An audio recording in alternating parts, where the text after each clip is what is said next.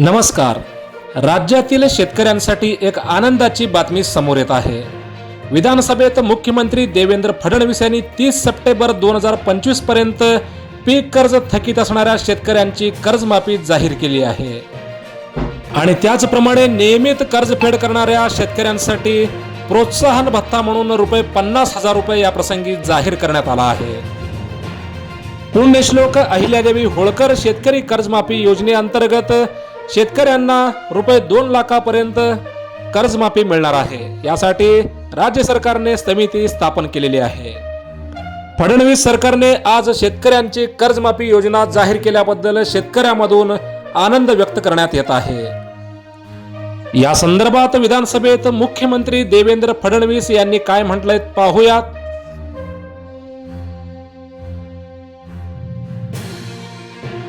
राज्यातील शेतकऱ्यांसाठी कर्जमाफी योजना राबविण्याचे आश्वासन दिले होते. त्याकरिता समिती गठीत केली आहे. राज्यातील 30 सप्टेंबर 2025 रोजी पीक कर्ज थकीत असणाऱ्या पात्र शेतकऱ्यांना ₹2 लाख पर्यंत कर्जमाफी देणारी पुण्यश्लोक अहिल्यादेवी होळकर शेतकरी कर्जमाफी योजना मी आज जाहीर करीत आहे. नानाभाऊ,